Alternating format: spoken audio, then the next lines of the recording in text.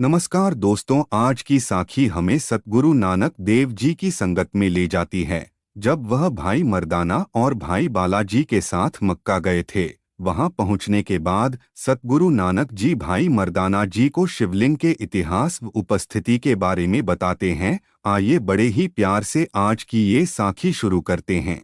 तो चलिए एक अनोखी कहानी आपको विस्तार और स्नेह के साथ बताते हैं। दोस्तों, जब सतगुरु नानक जी भाई मर्दाना और भाई बालाजी के साथ मक्का पहुंचे, तब उन्होंने एक शब्द का उच्चारण किया और भाई मर्दाना ने अपने रबाब की मधुर धुन से मिलान किया। इस प्रसंग से चारों और सभी लोग काफी प्रसन्न हुए और उन्हीं लोगों ने उन्हें वास्तव में बड़े महात्मा की तरह पहचाना। इसलिए वहां भी श्री गुरु नानक जी की प्रसिद्धि बढ़ गई और बहुत से लोग काफी बेहनते लाने लगे और साथ ही संगत का आनंद लेने लगे। शब्द की धुन सुनकर वहां के सभी लोग मक्का के हाजिर सब लोग गुरु नानक जी के पास इकट्ठा होने लगे और तभी गुरु नानक जी मर्दाना को कहते हैं, हे मर्दाने, जिसे तू देखने आया है उसे देख। और तभी मर्दाना ने सतगुरु जी की आज्ञा मानकर मक्का में जाने की हिम्मत की। तभी दरवाजों पर बैठे मजहरों ने कहा, तुम्हें आगे जाने की अनुमति नहीं है। तभी भाई मर्दाना जी कहते हैं, मैं तो मुसलमान हूँ, मुझे तो आगे जाने देना चाहिए। मैं दर्शन करने के बाद वापस आने का वचन देता हूँ।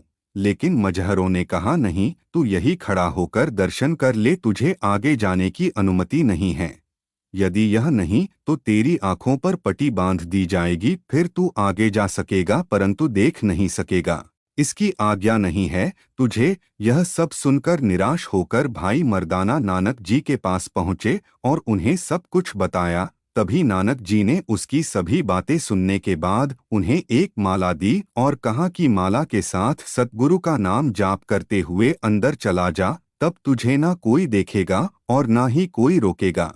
ऐसे ही मर्दाना सतगुरु नाम जपते हुए काबा में पहुंच गए और वहां पहुंचकर उन्होंने देखा एक पत्थर की मूरत रखी है और आसपास कुछ अन्य नहीं था। इस दृश्य को देखकर मर्दाना जी फिर से नानक जी के पास गए और कुछ नहीं कहा, लेकिन नानक जी उससे पूछते हैं, तूने वहां जाकर क्या देखा?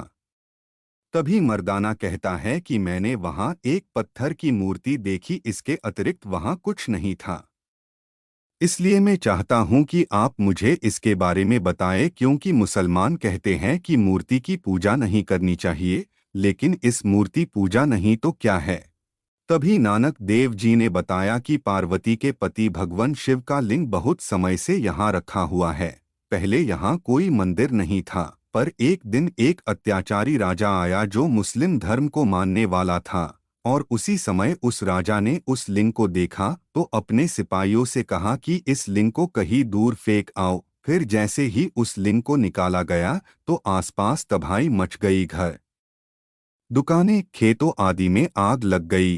तभी राजा को एहसास हुआ कि यह सब इस लिंग के कारण हुआ है और तभी राजा ने उस लिंग के आगे माफी मांगी।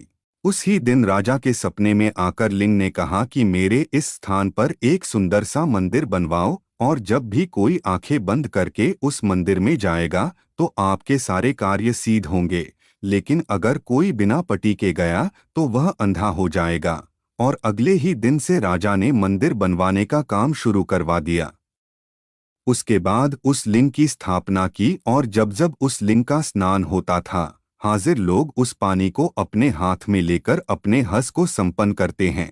तभी मर्दाना कहता है कि नानक जी में तो बिना पटी के सब कुछ देख आया, फिर भी मैं अंधा नहीं हुआ।